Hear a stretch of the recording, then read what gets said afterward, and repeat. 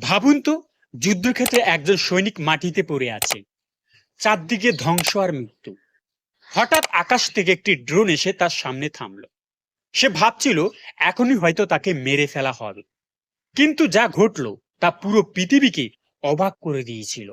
এই ঘটনা ঘটেছিল রাশিয়া ইউক্রেন ওয়ার চলাকালীন, যুদ্ধের এক ভয়ঙ্কর দিন। ইউক্রেনের একজন তরুণ সৈনিক যুদ্ধ করতে করতে গুরুতর অসুস্থ হয়ে পড়ে। দিনের পর দিন যুদ্ধ, ঠান্ডা, ক্ষুধার ভয়ের মধ্যে সে একেবারে হতাশ হয়ে যায়।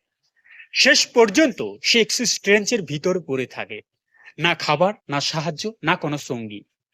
তার মনে হচ্ছিল এই যুদ্ধের ক্ষেত্রে হয়তো তার শেষ হয়ে যাবে। হঠাৎ আকাশে একটা শব্দ গুঞ্জন করতে করতে একটি সামরিক ড্রোন তার উপরে ঘুরতে থাকে। সৈনিকটি বুঝতে পারে এটা শত্রু দেশের ড্রোন। ড্রোনটি এসেছে রাশিয়ার সেনাবাহিনীর পক্ষ থেকে। সে ভয় পেয়ে যায়, ভাবতে থাকে এখনই হয়তো একটি বোমা ফেলবে।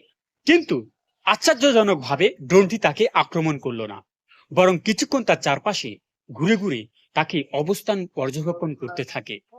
ড্রোন অপারেটর বুঝতে পারে এই সৈনিক আর যুদ্ধ করার অবস্থায় নেই। এরপর যা হলো সেটা সত্যি অবিশ্বাস্য।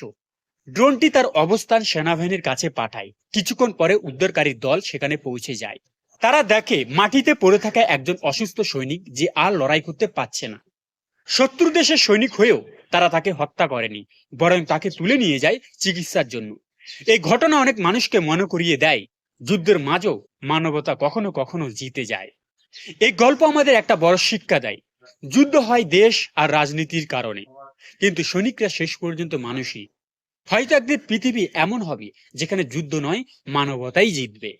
এই ভিডিওটা যদি সত্যি আপনার হৃদয় ছুঁয়ে যায়, তাহলে অবশ্যই আপনার মতামত কমেন্ট বক্সে লিখে যাবেন, যাতে অন্যেরাও আপনার এই কমেন্ট পড়ে আপনাকে লাইক দিতে সাহায্য করে।